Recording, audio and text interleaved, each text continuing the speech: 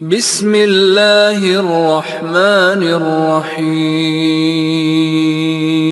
الحمد للہ نحمده ونستعینه ونستغفره ونعوذ باللہ من شرور انفسنا وسیئات اعمالنا من يهده الله فلا مضل له ومن يضلل فلا هادي له واشهد ان لا اله الا الله وحده لا شريك له واشهد ان محمدا عبده ورسوله اما بعد فان خير الحديث كتاب الله وخير الهدي هدي محمد صلى الله عليه وسلم وشر الأمور محدثاتها وكل محدثة بدعة وكل بدعة ضلالة وكل ضلالة في النار.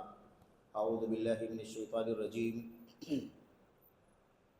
وأن هذا صراطي مستقيما فاتبعوه ولا تتبعوا السبل فتفرق بكم عن سبيله ذلكم وصاكم به لعلكم تتقون. وقال سبحانه وتعالى إن هذه أمتكم أمة واحدة وأنا ربكم فاتقون. وقال سبحانه وتعالى إن هذه أمتكم أمة واحدة وأنا ربكم فاعبدون. وقال النبي صلى الله عليه وسلم من سب أصحابي فعليه لعنة الله والملائكة والناس أجمعين إلى آخر ما قال الله سبحانه وتعالى وما قاله النبي صلى الله عليه وسلم. برادران اسلام، دینی اور ملی بھائیوں، نوجوان دوستوں، احباب اور بزرگوں، قابل احترام ماں اور بہنوں، عزیز بچوں، اللہ تبارک و تعالیٰ کا بے پایا فضل ہے، اس کا احسان ہے، کرم ہے کہ اللہ تبارک و تعالیٰ نے ہمیں اور آپ کو قرآن کی امت بنایا، اپنے نبی، آخری نبی محمد الرسول اللہ صلی اللہ علیہ وسلم کی امت میں شامل فرمایا. اللہ تبارک و تعالیٰ کی حمد کریں کہ اللہ عز و جل نے ہمیں اور آپ کو جو دین عطا فرمایا ہے اسے سمجھنے کے لیے، اسے اسی طرح سے برتنے کے لیے جس طرح سے اللہ تبارک و تعالیٰ کو مطلوب ہے، اور جس کے ذریعے سے ہم اللہ تبارک و تعالیٰ کی اس دنیاوی عطا کردہ اس دنیاوی زندگی میں امن و امان اور راحت پا سکتے ہیں، اور آخرت میں اللہ تبارک و تعالیٰ کی جانب سے اس کی جنت، مغفرت اور اس کے رضوان سے سرفراز ہو سکتے ہیں. ہمیں اللہ تبارک و تعالیٰ نے وہ راستہ عطا فرمایا. وہ راستہ وہ ہے جس پر اللہ کے نبی صلی اللہ علیہ وسلم نے اپنے شاگردوں کو، اپنے اصحاب کو، اپنے حواریوں کو چھوڑا، جو نبیوں کے بعد انسانیت کے سب سے اچھے لوگ ہیں. انبیاء علیہ السلام کے بعد پوری انسانیت میں سب سے اچھے دل والے، سب سے نیک دل والے، سب سے زیادہ اچھے عمل والے، سب سے اچھے جذبے والے، اور سب سے زیادہ دین کے ہمدرد اور خیر خواہی کرنے والے، اور سب سے زیادہ اللہ تبارک و تعالیٰ کے، اللہ کے نبی علیہ السلام کی وزارت اور آپ کا دفاع کرنے والے صحابہ کرام کی راہ اللہ تبارک و تعالیٰ نے ہمیں اور آپ کو عطا فرمائی. اس نعمت پر اللہ تبارک و تعالیٰ کی حمد کرنا، شکر ادا کرنا ضروری ہے، کیونکہ اگر ہم نے آپ نے اس نعمت کو نعمت نہیں سمجھا یا اس نعمت کی قدر نہ کی تو ہم اللہ تبارک و تعالیٰ کی طرف سے بہت ساری وعیدوں کے حقدار بن جائیں گے. دنیاوی زندگی بھی اجیرن ہو جائے گی، اور آخرت بھی جو اصل کامیابی کی منزل ہے اس میں بھی ہم ناکام ہو جائیں گے، نامراد ہو جائیں گے. اللہ تبارک و تعالیٰ کی طرف سے جو کچھ نعمتیں اور بشارتیں ہمیں اور آپ کو دی گئی ہیں ان سب کے ہم حقدار نہیں ٹھہریں گے. اس لیے ہماری اور آپ کی ذمہ داری ہے کہ اس بنیاد کو اچھی طرح سے سمجھیں. آج کل کے دور میں، ماضی میں بھی اور اس دور میں خاص طور پر ایک موضوع سب سے زیادہ جذباتیت کے ساتھ ابھارا جاتا ہے، اسے ریز کیا جاتا ہے. وہ موضوع سب جانتے ہیں، آپ بھی جانتے ہیں، ہم بھی جانتے ہیں، سبھی جانتے ہیں. وہ موضوع کیا ہے؟ سارے مسلمانوں کو ایک ہو جانا چاہیے. اتحاد کا نعرہ، وحدت کا نعرہ، اجتماعیت کا نعرہ، یکجہتی کا نعرہ. اور یہ نعرہ ہی ہے جذباتیت کی بنیاد پر، ہوا کی بنیاد پر، ہوائے نفس کی بنیاد پر، اصولوں سے ہٹ کر، بنیادوں سے آزاد ہو کر لوگ اتحاد کی بات کرتے ہیں. اس میں تو کوئی شک نہیں کہ اتحاد بہت عظیم چیز ہے، بہت بڑی نعمت ہے، اور اللہ تبارک و تعالیٰ کی عطا کردہ نعمتوں میں سے وہ نعمت ہے جس کے ذریعے سے دنیا میں امن و امان اور آخرت میں اللہ تبارک و تعالیٰ کی جنت اور مغفرت حاصل ہوگی. تو اتحاد اچھی چیز ہے، نہایت اچھی چیز ہے. وحدت، اتفاق، یکجہتی دین اسلام کی تعلیم ہے. قرآن کریم کا اعلان ہے، نبی کریم محمد الرسول اللہ صلی اللہ علیہ وسلم کی سنت و سیرت میں جگہ جگہ اس کی ترغیب دی گئی، اس کا شوق دلایا گیا۔ تفریقے سے، انتشار سے اور بکھر جانے سے اور منتشر ہونے سے، تشدد سے قرآن کریم میں جگہ جگہ منع کیا گیا۔ اللہ کے نبی محمد الرسول اللہ صلی اللہ علیہ وسلم نے جا بجا اس سے منع فرمایا، اس کی مذمت فرمائی، اسے شیطانی کام کہا اور یہ کہا کہ شیطان تمہیں ورگلاتا ہے کہ تم بٹ جاؤ، تفریقے میں افتراق کی زندگی گزارو، انتشار کی زندگی گزارو، یہ شیطان کی طرف سے ہے اور تم شیطان کے بہکاوے میں آ جاتے ہو۔ تو یہ چیز تو اچھی ہے، لیکن سب سے بڑا مسئلہ یہ ہے کہ وحدت ہو کیسے، اتحاد کیسے ہو، سب کچھ چلتا رہے اور ہم ایک ہو جائیں، سارے عقیدے جیسے بھی عقیدے ہیں، جتنے بھی عقیدے، جتنے بھی نظریات ہیں، سب چلتے رہے اور ہم ایک ہو جائیں۔ ہر آدمی اپنا اپنا دھڑا، اپنا اپنا فکرہ، اپنی اپنی لاجک، اپنی اپنی دانشوری پر چلتا رہے اور ہم ایک ہو جائیں۔ ہر آدمی اپنی پارٹی پر اچھی طرح سے قائم رہے، جڑا رہے، اس کو چھوڑنا تیار، اسے چھوڑنے کے لیے راضی نہ ہو، اسی پر خوش ہو، اسی پر مست و مگن ہو اور ہم ایک ہو جائیں۔ اس طرح سے لوگ چاہتے ہیں، جیسے قرآن کریم میں اللہ تبارک و تعالیٰ نے توحید کا، اتحاد کا، وحدت کا اور ایک ہونے کا حکم دیا، اس کی ترغیب دی، وہی اللہ تبارک و تعالیٰ نے اس بات کا ذکر کر کے اس کی مذمت بھی فرمائی۔ اللہ تبارک و تعالیٰ فرماتا ہے کل حزب بما لدیہم فریحون، ہر پارٹی، ہر دھڑا، ہر گروہ جس راستے پر چل رہا ہے اسی پر مست و مگن ہے، اسی پر خوش ہے، اس کو چھوڑنے کے لیے راضی نہیں ہے، اس سے ایک بال کے برابر بھی ہٹنے کو راضی نہیں ہے اور جذباتی نعرہ لگاتا ہے ایک ہو جانا چاہیے۔ تو یہ سب سے بنیادی مسئلہ ہے۔ میں تھوڑی سی گفتگو انشاءاللہ تبارک و تعالیٰ آج آپ کے سامنے کرنا چاہتا ہوں اور اس گفتگو کا جو خلاصہ ہے وہ یہ ہے، اتحاد ہونا چاہیے، لیکن اتحاد کی بنیاد کیا ہے، اتحاد کی بنیاد کیا ہے؟ اور موجودہ وقت میں، کرنٹ حالات میں، صبح و شام کے حالات، عالم اسلام کا جو پس منظر ہے ہمارے سامنے، اس ماحول میں جو ایک ہونے کی بات، اتحاد کی بات، وحدت کی بات، انتشار ختم کر دو، دشمن ہم سب کا ایک ہے، ہمارے آپ میں کتنا بھی اختلاف ہے تو کیا ہوا، لیکن ہم سب کا مشترکہ دشمن کوئی اور ہے، اس دشمن کے مقابلے میں سب ایک ہو جاؤ، اس طرح کا جذباتی نعرہ بہت زیادہ لگ رہا ہے اور سوشل میڈیا کا تو طوفان کھڑا ہے۔ ہر آدمی اتحاد کی پالیسی سمجھا رہا ہے، ہر آدمی اتحاد کا فارمولہ لا کر کے پیش کر رہا ہے، اپنی عقل سے، اپنی لاجک سے، اپنی دانشوری سے وہ سوچتا ہے کہ آؤ سب ویسے کرو جیسے میں کرتا ہوں، ایک ہو جاؤ۔ دوسرا کہتا ہے ہماری طرح ہو جاؤ، ایک ہو جاؤ۔ تیسرا کہتا ہے ہماری طرح ہو جاؤ، ایک ہو جاؤ۔ تو ہر آدمی اپنی منمانی، اپنی ہوس، اپنی خواہشات نفسانی، اس کی غلامی کرتے ہوئے امت میں اتحاد کی بات کر رہا ہے اور اپنے آپ کو سب سے زیادہ امت کا ہمدرد ثابت کرنے کی کوشش کر رہا ہے۔ آئیے ذرا سمجھیں گے کہ اللہ تبارک و تعالیٰ کی دین میں اتحاد کی تعلیم ہے اور اتحاد کی بنیادیں سمجھائی گئی ہیں۔ اصولوں پر اتحاد ہوگا، میں جیسے چاہوں، آپ جیسے چاہیں، فلاں جیسے چاہے، اس کی بنیاد پر اتحاد نہیں ہو سکتا۔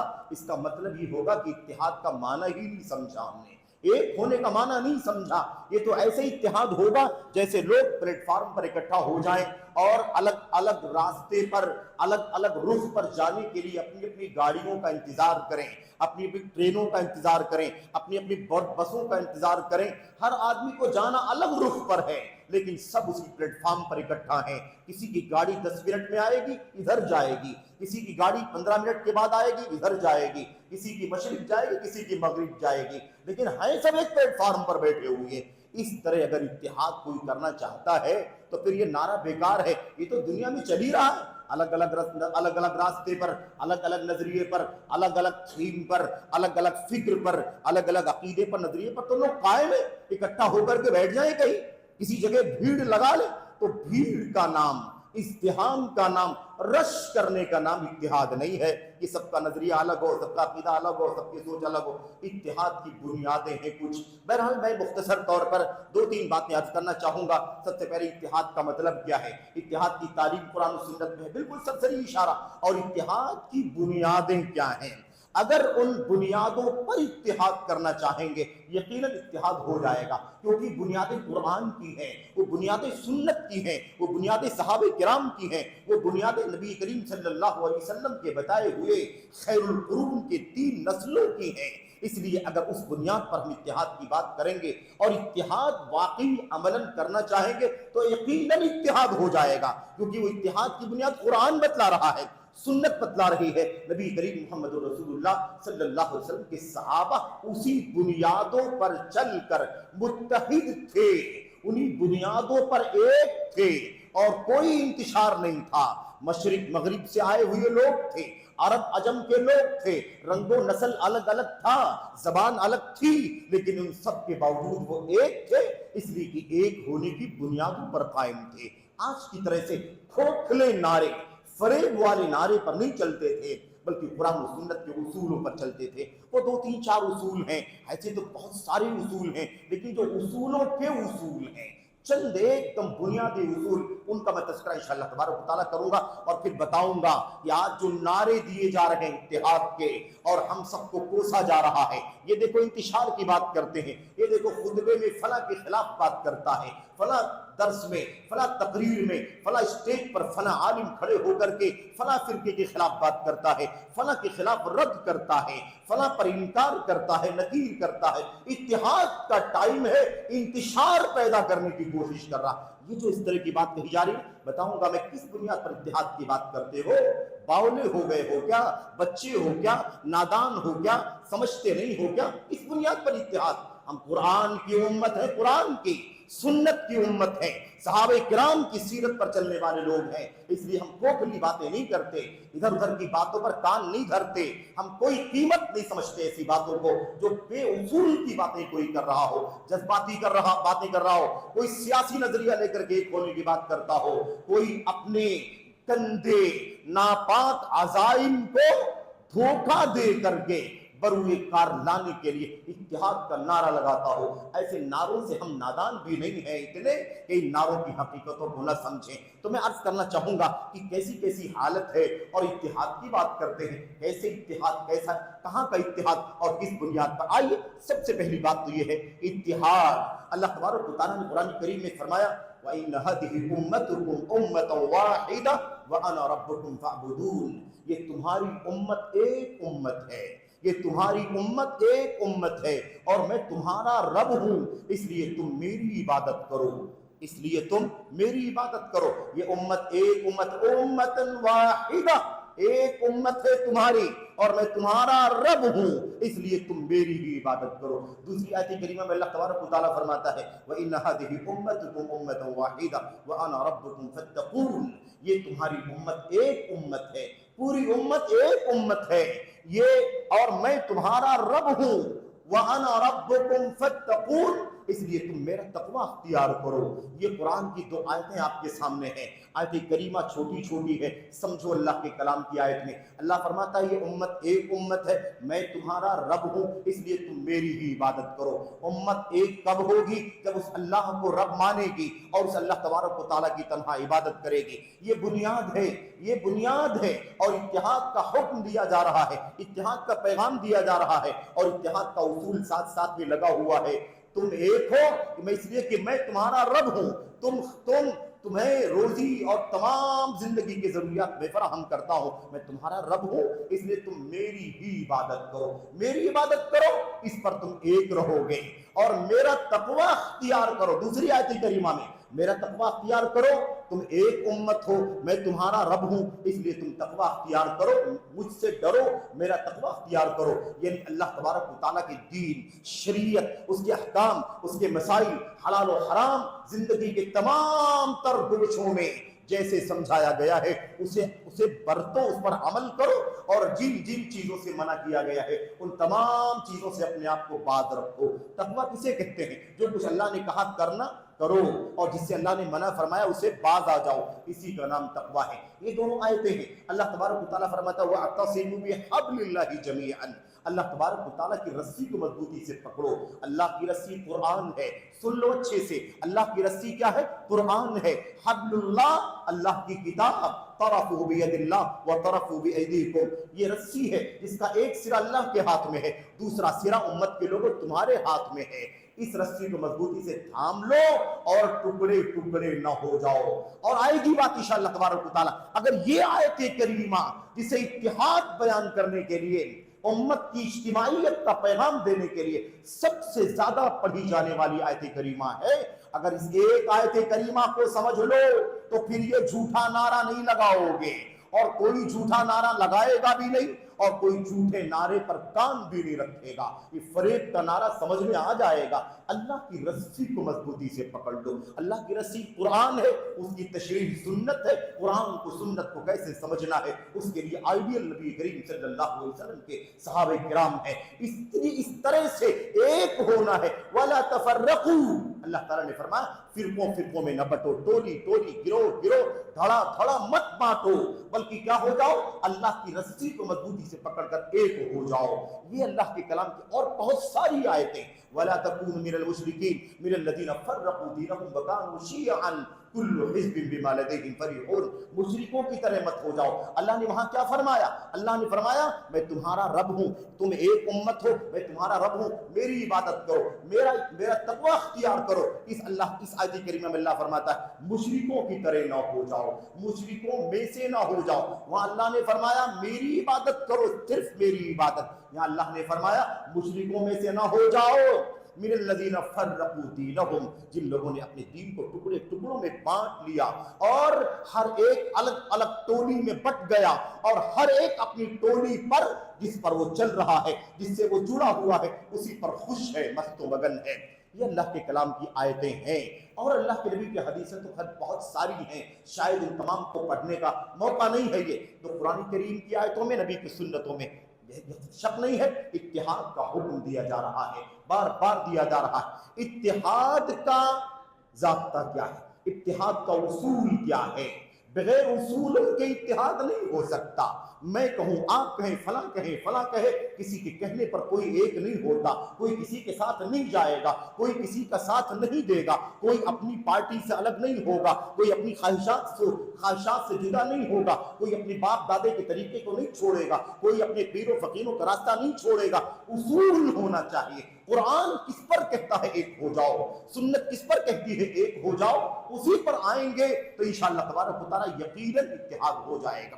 اتحاد کی بنیادیں کیا ہے میرے بھائیوں؟ اتحاد کی بنیادیں آپ 4 بنیادیں سمجھ لیں، 4 بنیادیں، بس اس کے اندر ساری بنیادیں جو بھی باقی بچیں گی سب شامل ہو جائیں گی۔ پہلی چیز کیا ہے؟ اس کو کہتے ہیں وحدت الغایہ۔ وحدت الغایہ، انسان کی زندگی میں مقصد کیا ہے؟ مقصد زندگی ایک ہونا چاہیے۔ جو مقصد زندگی اللہ نے قرآن میں بتلایا ہے، نبی نے سنت میں بتلایا ہے کہ ہماری دنیا میں پیدا ہونے کا، ہماری دنیا میں رہنے کا، بسنے کا، زندگی گزارنے کا، جب تک بھی زندگی ملی ہے، اس زندگی کا مقصد کیا ہے؟ کیوں دنیا میں آئے؟ دنیا میں ہمارا وجود کیوں ہوا ہے؟ اس مقصد کو سب لوگ سمجھ لیں، ایک ہی مقصد ہے، اسی مقصد پر سب آ جائیں، اتحاد ہو جائے گا۔ یہ ہے کہتے ہیں وحدت الغایہ، مقصد ایک ہونا چاہیے، غرض و غایت ایک ہونی چاہیے۔ وہ کیا ہے؟ اللہ تبارک و تعالیٰ کی تنہا عبادت۔ اللہ کی عبادت کے لیے دنیا میں ہم اور آپ آئے ہیں، تو میرا الگ نہ ہو، آپ کا الگ نہ ہو، آپ کا الگ نہ ہو، کسی کا کوئی الگ نہ ہو، سارے لوگوں کا، ساری انسانیت کا، ہر کالے گورے، دور نزدیک، عرب عجم، اور جہاں بھی لوگ بستے ہو، ان سب کا مقصد کیا ہونا چاہیے؟ ایک ہونا چاہیے، اور وہ مقصد ہے اللہ تبارک و تعالیٰ کی تنہا عبادت اور بندگی، اللہ کی توحید۔ اللہ کی توحید، دنیا میں اللہ تبارک و تعالیٰ کی توحید بپا کرنے کے لیے ہم اور آپ کا وجود ہوا ہے۔ اللہ تبارک و تعالیٰ نے بار بار، ہم نے پڑھا اس آیت کریمہ کو، وَمَا خَلَقْتُ الْجِنَّ وَالْإِنسَ إِلَّا لِيَعْبُدُونَ، تمہارا وجود اسی لیے ہوا ہے، انسانوں کا، جنوں کا وجود اسی لیے ہوا ہے تاکہ تم سب کے سب میری عبادت کرو، اللہ تبارک و تعالیٰ کی عبادت۔ تو یہ مقصد ایک ہوگا۔ اگر سارے لوگ اسی مقصد پر آ جائیں، کوئی دوسرا مقصد نہ رکھے گا، تو سمجھ لو کہ اتحاد کے اصولوں میں سے، اتحاد کے پرنسپلز میں سے ایک پرنسپل کو قبول کر لے گا اور اتحاد کے راستے پر چل پڑے گا۔ دوسرا اصول کیا ہے؟ دوسرا اصول، اس کو کہا جاتا ہے وحدت التشریع۔ اس کو کیا کہا جاتا ہے؟ وحدت التشریع، تشریع کا ایک ہونا. شریعت کہاں سے آئے گی؟ شریعت کہاں سے آئے گی؟ اسے ہمیں ایک سمجھنا ہے. جو سارے لوگ ہیں دنیا کے اندر رہتے بستے ہیں، اگر وہ ایک بات سمجھ لیں، اس بات کو، اس بات پر یقین کرنے چلیں کہ شریعت کا ایک ہی سورس ہے، وہ سورس ہے اللہ کی کتاب اور نبی کریم صلی اللہ علیہ وسلم کی سنت. یہ مرکزی سورس ہیں، بنیادی سورس ہیں، اصل سورس ہیں. اس کے بعد اجماع کی نوبت آئے گی، اس کے بعد قیاس، کیونکہ اجماع کی تعلیم قرآن و سنت سے، قیاس صحیح کی تعلیم قرآن و سنت سے. لیکن یاد رہے اصل سورس کیا ہے؟ اللہ کی کتاب اور نبی کریم محمد الرسول اللہ صلی اللہ علیہ وسلم کی سنت. تیسرا اصول کیا ہے؟ تیسرا اصول ہے، اور یہ بڑا عظیم الشان اصول ہے، اس کو کہتے ہیں وحدت القیادہ. قیادت ایک ہونی چاہیے. قیادت کا کیا مطلب ہوتا ہے؟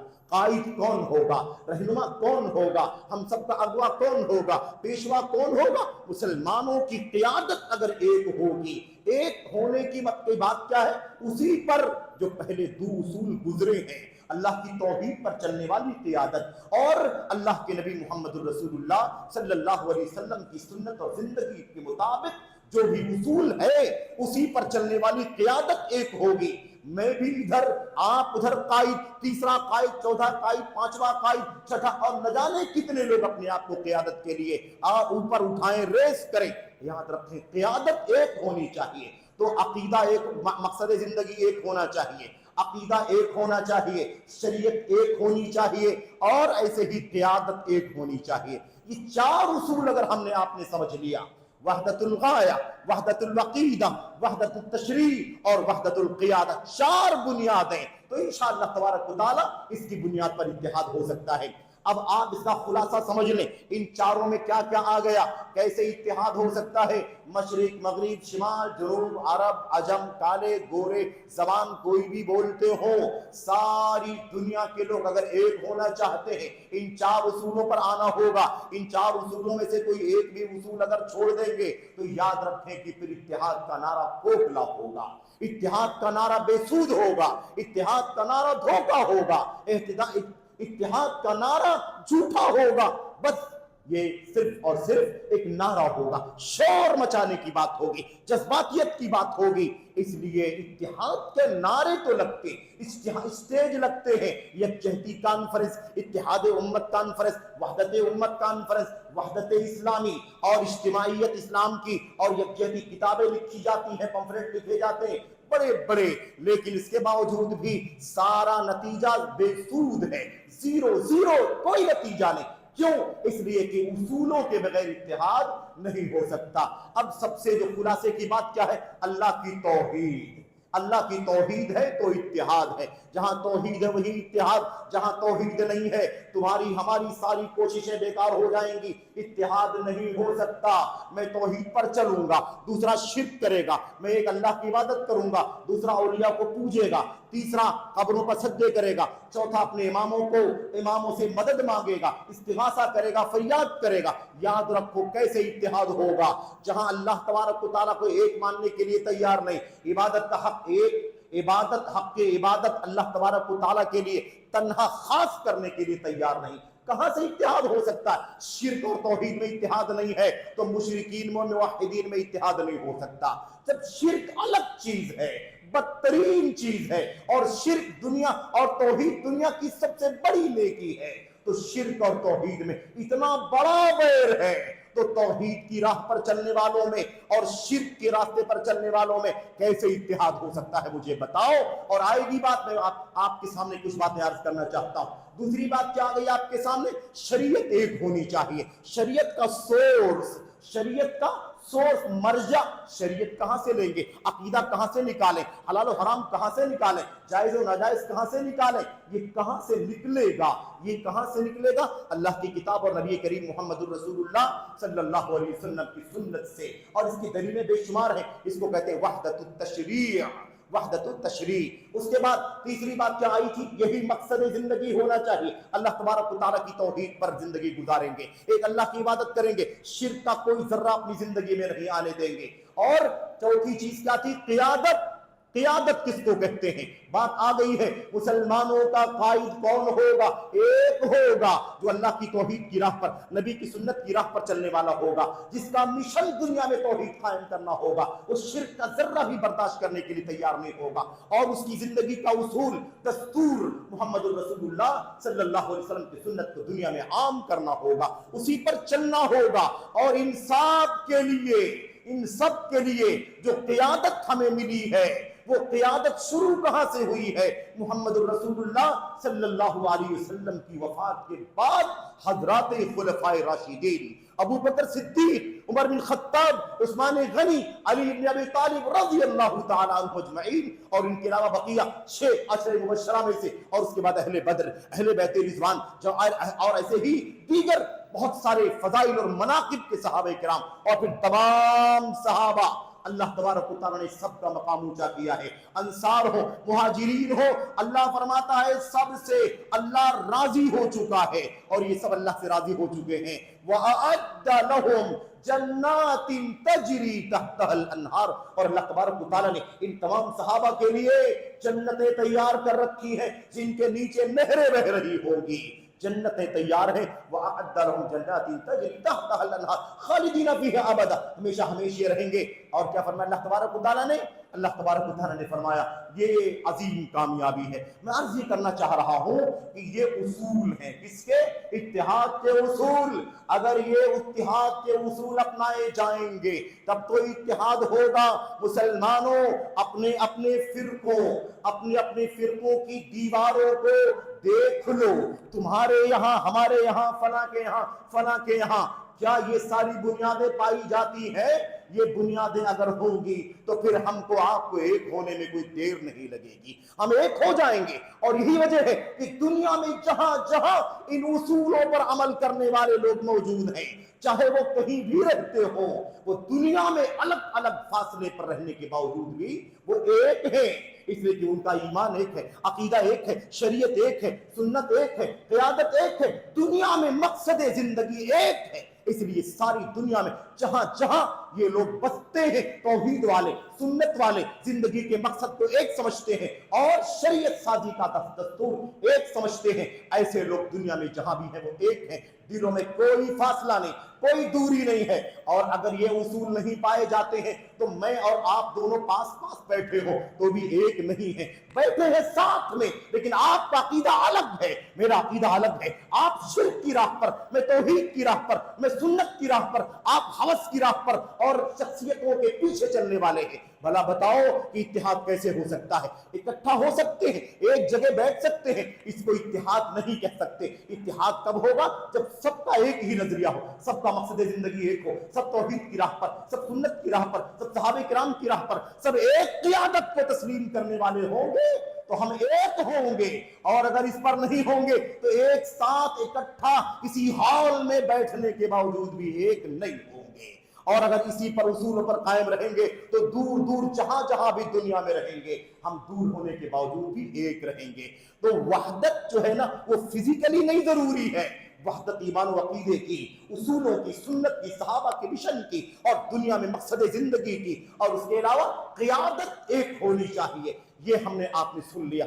آج کل کے دور میں جو کچھ حالات ہیں میرے بھائیوں، ہم سب اس ان حالات سے واقف ہیں، اور مجھ سے زیادہ آپ ہمارے بھائی اور ہماری بہنیں واقف ہیں یہ حالات کیا چل رہے ہیں۔ میں آپ سے اتنا کہنا چاہتا ہوں کہ کہاں سے اہل سنت کا اور رافضیوں کا اتحاد ہو سکتا ہے؟ اگر یہودیوں سے عیسائیوں سے اور ایسے ہی اللہ کے نبی محمد الرسول اللہ صلی اللہ علیہ وسلم کے آل بیت سے محبت کے دعوے داروں میں اگر جھگڑا ہے، انتشار ہے، اختلاف ہے، مار پیٹ ہے، خوریزی ہے، جنگ و جدال ہے، ایسے حالات سے ہم اور آپ گزر رہے ہیں۔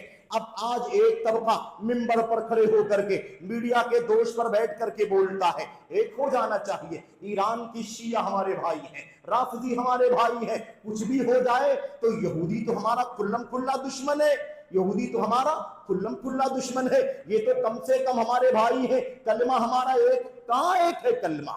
کلمہ ایک ہے کہاں؟ بھلا بتاؤ مجھے، آپ کا کلمہ ان کا کلمہ ایک ہے کیا؟ ہم کہتے ہیں اشہد ان لا الہ الا اللہ واشہد ان محمد رسول اللہ۔ کیا شیعہ رافضی یہی کلمہ پڑھتے ہیں؟ اشہد ان لا الہ الا اللہ واشہد ان محمد رسول اللہ، اور اس کے بعد علی ولی اللہ ووصیہ وخلیفۃ بلا فصل۔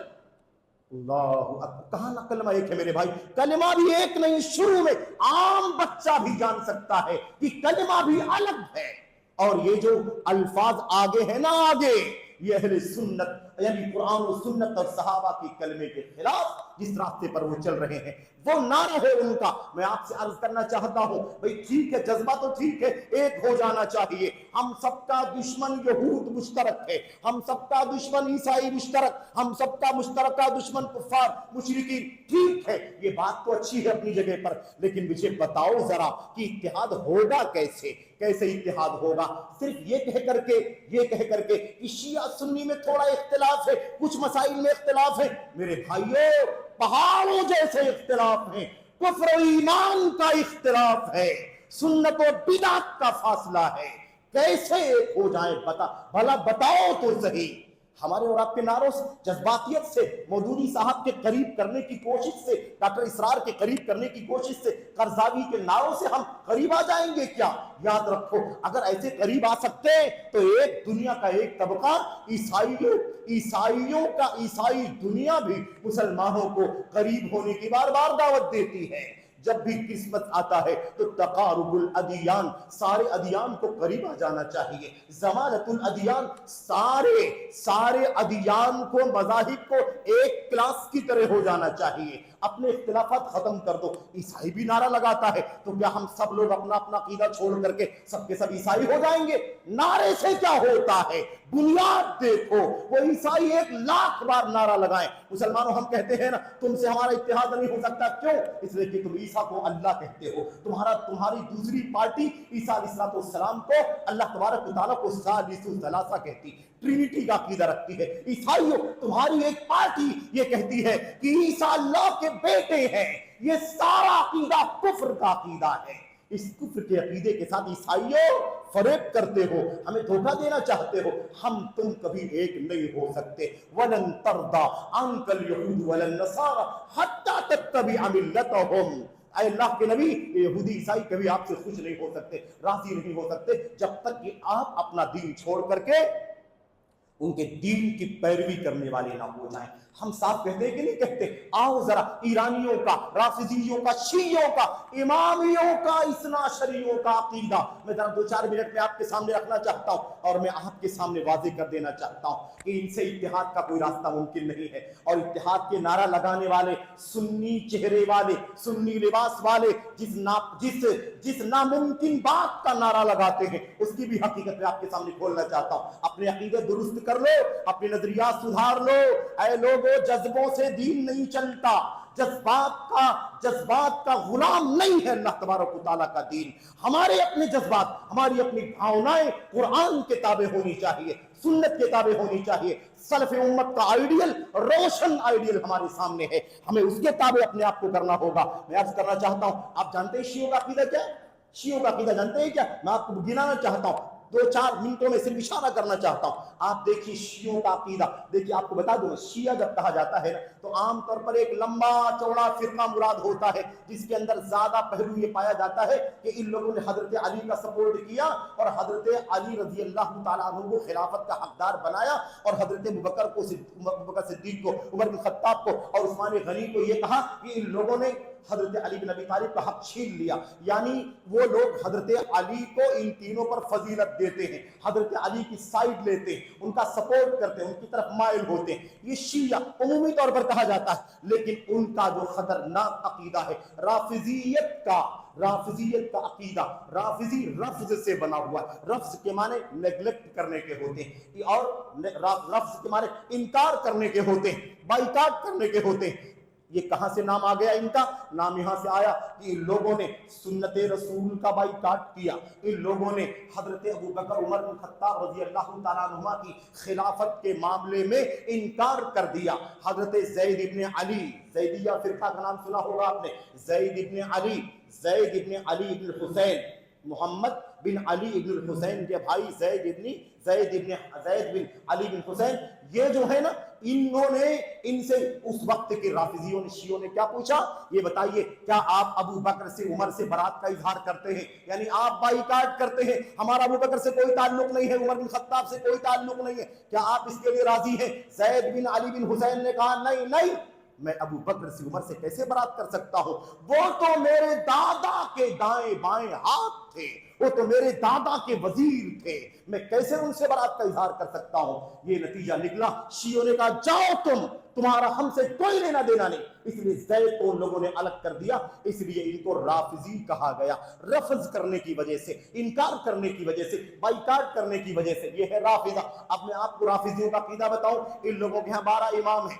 12 امام، حضرت علی سے شروع ہو کر کے حضرت علی، حسن، حسین، یہ 3 تو صحابہ ہیں، یہ 3 تو صحابہ ہیں، ان کے مقام مرتبے کا کیا کہنا، اور اس کے بعد جو باقی بچتے ہیں کتنے، باقی جو بچتے ہیں 9، ان 9 میں سے 8 لوگ جو ہیں وہ اس کے بعد کے دور کے لوگ ہیں، تابعین کے دور کے، 3 لوگ ایسے ہیں جو علماء میں سے ہیں، ان کے بعد ایسے 4 لوگ ایسے ہیں جن کی عام طور پر امت میں کوئی حیثیت نہیں ہے علمی اعتبار سے، بس اتنی سی بات ہے کہ وہ آل بیت رسول سے تعلق رکھتے ہیں، بنو ہاشم کے افراد ہیں، ان کا اتنا ادب و احترام ہمارے لیے ضروری ہے۔ اس کے بعد اخیر میں کون ہے؟ عسکری، محمد بن حسن العسکری، جن کو کہتے ہیں امام غائب ہے، اور عراق کے سامرہ شہر کے اندر وہ جو غار بنا ہوا ہے، دھوپ سے بچنے کے لیے لوگ غار بنایا کرتے تھے، غار کا مطلب سرنگ، اور گرمیوں میں اس کے نیچے چلے جایا کرتے تھے، ان لوگوں کا عقیدہ ہے کہ ان کے 2 بیٹوں کی قبریں وہاں پر ہیں، اور اسی علاقے میں جہاں باپ تھے وہی دونوں بیٹے تھے ان کی، یہ جو محمد بن حسن عسکری ہیں ان کے بیٹے، یہ محمد بن حسن عسکری اسی غار کے اندر چلے گئے اور اسی میں چھپ گئے، اور یہ بعد میں نکلیں گے، امام غائب کہا جاتا۔ یہ جو 12 امام جانتے نا، اماموں کا مقام ان کے ہاں نبیوں سے بھی زیادہ ہے، نبیوں سے اونچا مقام ہے ان کا۔ مجھے بتاؤ یہ عقیدہ تسلیم کرو گے؟ سنیوں بتاؤ، کیا نبیوں سے اونچا تم کسی کو سمجھتے ہو؟ ابو بکر صدیق کو ہم نہیں سمجھتے، ابو بکر صدیق کو، عمر بن خطاب کو، عثمان غنی کو، لیکن یہ 12 اماموں کو، جس میں 3 صحابہ ہیں، 3 صحابہ کے بعد بعد کے لوگ ہیں، اور ان 12 اماموں کو یہ نبیوں سے بھی اونچا سمجھتے ہیں۔ اور یہی نہیں، شرک کی بات آئی تھی، اتحاد کیسے ہوگا؟ توحید کے بغیر اتحاد نہیں ہوگا، ایک اللہ کی عبادت ہونی چاہیے۔ ان لوگوں نے اپنے ان اماموں کے لیے پورا وہ حق جو اللہ تبارک و تعالیٰ کا ہے، توحید کا حق، اسے چھین کر کے شرک کرنا شروع کر دیا۔ اپنے 12 اماموں کا سجدہ کرتے ہیں، ان سے استغاثہ کرتے ہیں، ان سے دعائیں کرتے ہیں، ان سے فریاد کرتے ہیں، ان کے لیے نظر و نیاز کرتے ہیں، ان کے لیے جانور اور ذبیحے ذبح کرتے ہیں۔ وہ سارا حق کے عبادت جو اللہ تبارک و تعالیٰ کے ساتھ خاص، دو اللہ کی عبادت ہے، استغاثہ اللہ سے ہونا چاہیے، قربانی اللہ کے نام سے ہونی چاہیے، نظر اللہ تبارک و تعالیٰ کی مانی چاہیے۔ یہ سارے عقیدے توحید کے ان لوگوں نے شرک کیا، اپنے 12 اماموں کے ساتھ 12 اماموں کو اللہ کا شریک بناتے۔ اس شرک کے ساتھ کون سا اتحاد ہوگا؟ کون سا اتحاد ہوگا؟ میرے بھائیوں، جا کر کے ان کے آفیسوں میں، جا کر کے ان کی ایمبسیوں میں معانقہ کرنے سے اور چوم چاٹ کرنے سے اتحاد نہیں ہوگا۔ معاف کرنا مجھے، یہ ظلم ہے اللہ کی کتاب پر، ذاتی ہے اللہ کی توحید کے اوپر کہ ہم سب نظر انداز کر دیں۔ اللہ کی توحید کی کوئی قیمت نہیں ہے، اتحاد کے نام پر ہم سب کچھ کرنا شروع کر دیں، توحید کے بغیر اتحاد نہیں ہو سکتا۔ دیکھا آپ نے شرک ہے کہ نہیں شرک ہے؟ یہ کھلم کھلا شرک ہے، اماموں کا یہ شریک ٹھہراتے ہیں۔ دوسری بات، ان لوگوں کا عقیدہ تقیہ کا ہے، تقیہ جھوٹ کا نام ہے جس کو نفاق کہا جاتا ہے، منافقت کی نشانی ہے۔ قرآن کریم میں تحریف، قرآن کریم میں تحریف کا عقیدہ موجود ہے، قرآن کریم میں تحریف کرنا ان کے دین کا حصہ ہے اور موقع نہیں ہے، ورنہ میں آپ کو بتاتا کہ کس طرح سے ان لوگوں نے آیتوں کا معنی کیا لیا ہے۔ جہاں جہاں تعریف ہے اس کا معنی لیتے ہوئے آل بیت رسول کا نام لیا، جہاں جہاں مذمت ہے اس سے مراد ابو بکر، عمر، عثمان، علی کو لیا گیا، حضرت عائشہ کو، حضرت حفصہ کو بیان کیا گیا۔ اس طرح سے قرآن کریم کے اندر لفظوں کی تحریف، معانی کی تحریف، تفسیروں کی تحریف۔ ایسے ہی شیعوں کا، ان رافضیوں کا عقیدہ کیا ہے؟ ان کا عقیدہ کیا ہے میرے بھائیوں؟ ان کا عقیدہ یہ ہے کہ بدا جانتے، بدا وہ بدترین عقیدہ ہے، اس کا مطلب یہ ہوتا ہے دنیا میں ایسی بھی چیزیں ہوتی ہیں جو کرنٹ ہو جاتی ہیں، ابھی ظاہر ہوتی ہے، اللہ کو نہیں معلوم تھا کہ یہ ہونے والا ہے۔ استغفر اللہ، اللہ کی طرف جہالت کا جہالت کی نسبت ہے اس کے اندر، یہ سراسر کفری عقیدہ ہے۔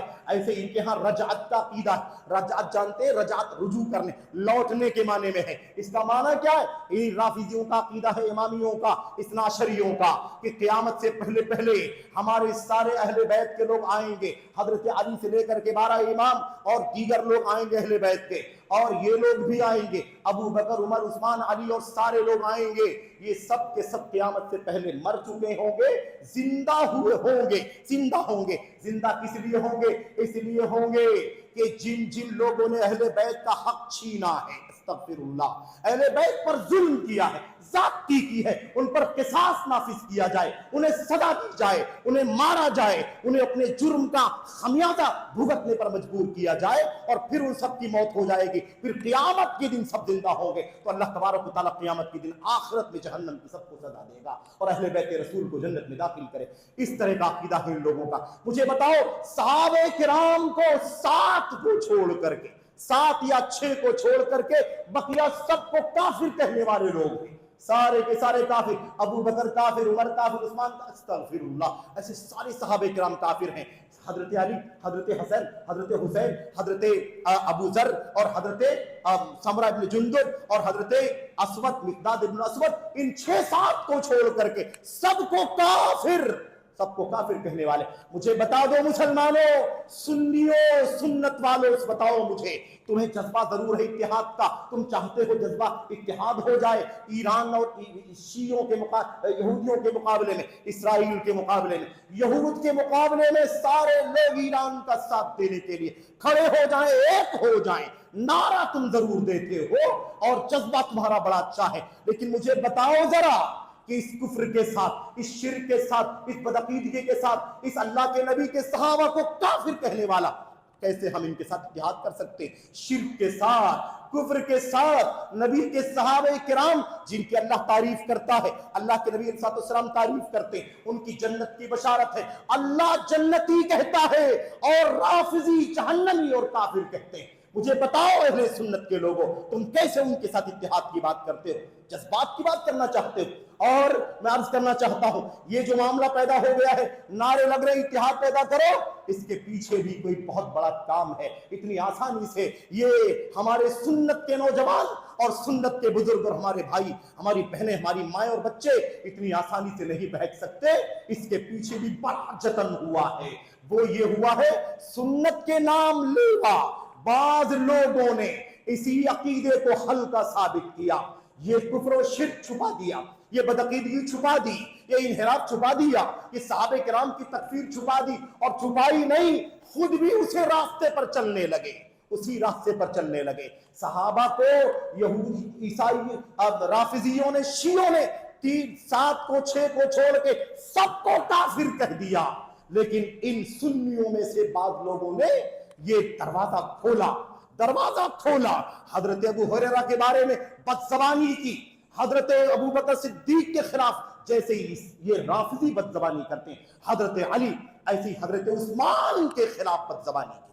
جاؤ اٹھا کر کے دیکھو کتابیں، سید مودودی کی کتابیں اٹھا کر کے دیکھو، حسن بنا کی کتابیں اٹھا کر کے دیکھو، سید قطب کی کتابیں اٹھا کر کے دیکھو، اور اس طرح کے جتنے لوگ ہیں ان کی کتابیں اٹھا کر کے دیکھو، آپ کو صحابہ کرام کے خلاف بدزبانی ملے گی۔ تفہیم القرآن اٹھا لو، خلافت ملوکیت اٹھا لو، اور وہ کتاب حسن اور سید قطب کی العدالت الاجتماعیہ فی الاسلام اٹھا لو، اٹھا کر کے دیکھو کیا انہوں نے حضرت عثمان غنی کے بارے میں کیا لکھا ہے، حضرت معاویہ کے بارے میں کیا لکھا ہے، حضرت عمرو بن عاص کے بارے میں کیا لکھا، عمرو بن عاص کے بارے میں کیا لکھا ہے۔ اور آج کے دور کا ایک بہت بڑا ندوی، سلمان ندوی کے نام سے دنیا جانتی ہے، بڑا مقرر، اردو میں، عربی میں تقریریں، زبان تو قینچی کی طرح چلے اور گالی گلوچ کے سوا کچھ نہیں۔ میں نہیں بات کرتا کہ آج کل مسلمانوں اور سنت کے علماء اور ائمہ کے بارے میں کیا بات کرتا ہے۔ میرے بھائیوں، جو صحابہ کی بدزبانی کر سکتا ہے اس سے کس چیز کی توقع کی جا سکتی ہے؟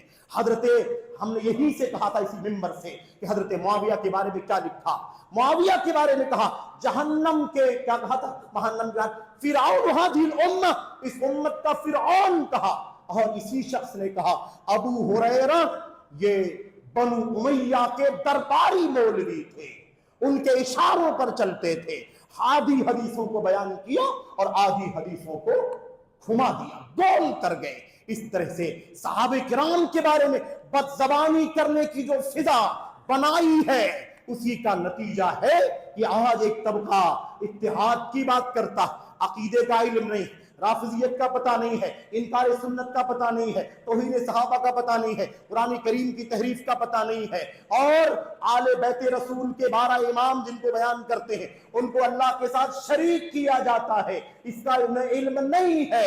وہ صرف یہ بات کرتے ہیں کہ وہ بھی تو نماز، وہ بھی تو روزہ، وہ بھی تو اللہ، وہ بھی تو رسول کی بات کرتے ہیں، ہمارے بھائی ہیں، تھوڑا بہت اختلاف ہے۔ ہم نے عرض کیا اختلاف کفر و ایمان کا ہے۔ حضرت اما عائشہ رضی اللہ تعالی عنہ کو کوئی زانیہ کہے، کیسے کوئی سنت والا، سنت کا نام لیوا کیسے اس آدمی کے ساتھ کیسے اتحاد کی بات کر سکتا ہے؟ ہم کیسے ایک ہو سکتے ہیں؟ وہ اما کو گالی دے گا، ہم اما کو جنتی کہیں گے، دونوں ایک کیسے ہو سکتے؟ اور غیرت کہاں گئی مسلمانوں تمہاری؟ میری اپنی ماں کو کوئی گالی دے دے، آپ بھی اپنی ماں کو کوئی گالی دے دے، آپ اس سے زندگی بھر بات نہیں کریں گے، آپ اسے زندگی بھر بات نہیں کریں گے۔ اس بدتمیز نے میری ماں کو گالی دی ہے، میں اس سے بات نہیں کر سکتا۔ تمہاری غیرت کہاں ہے؟ اما عائشہ کو گالی دینے والوں کو اپنا بھائی ثابت کرنے کی کوشش کرتے ہیں۔ حیا کرو سنیوں، اور ان دھوکے میں نہیں آنا، ان دھوکے میں نہیں آنا۔ خمینیت کے راستے پر چلنے والے، ایران کی ساتھ، ایران کا ساتھ، ایران کی حمایت، ایران کی تعریف اور خمینی سے محبت، عقیدت، ارادت، ملاقات اور دعائیں، یہ سب بہت لمبی تاریخ ہے، اس پر بات نہیں کر سکتا۔ لیکن جماعت اسلامی کی بڑی گہری دوستی ہے، سید مودودی کی اور ان کی جماعت کے لوگوں کی بڑی گہری دوستی ایران کے شیعوں کے ساتھ، خصوصیت کے ساتھ اسلامی انقلاب کہتے ہو نا، اس خمینی کے انقلاب کو، ایرانی انقلاب کو کیا کہتے ہو؟ اسلامی انقلاب۔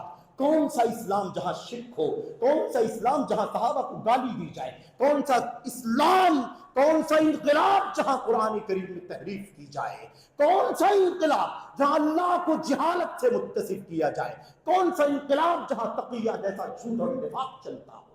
کیسا اتحاد؟ مجھے بتاؤ۔ تو یہ آسان کام نہیں ہے، بڑی جتن سے مسلمانوں کے ذہن بگڑے ہیں، اور آج جا کر کے ہم سب کچھ سمجھوتا کرنے کے لیے تیار ہیں۔ میرے بھائیوں، میرے بزرگوں، بات لمبی ہوئی، اس کی معذرت چاہتا ہوں، میں اللہ سے دعا کرتا ہوں کہ اللہ تعالیٰ مجھ کو آپ کو ان باتوں کو سمجھنے کی اور اس کے مطابق عمل کرنے کی توفیق عطا فرمائے، آمین رب العالمین۔ وصلی اللہ وسلم وبارک علی نبینا محمد۔ الحمدللہ نحمده ونستعینه ونستغفره، اللهم صل علی محمد وعلی آل محمد كما صلیت علی ابراہیم وعلی آل ابراہیم انک حمید مجید، اللهم بارک علی محمد وعلی آل محمد كما بارکت علی ابراہیم وعلی آل ابراہیم فی العالمین انک حمید مجید۔ چلتے چلتے اپنے ملک اور وطن کے حالات پر بھی ایک بات کی طرف آپ کی یاد دہانی کرنا چاہتا ہوں۔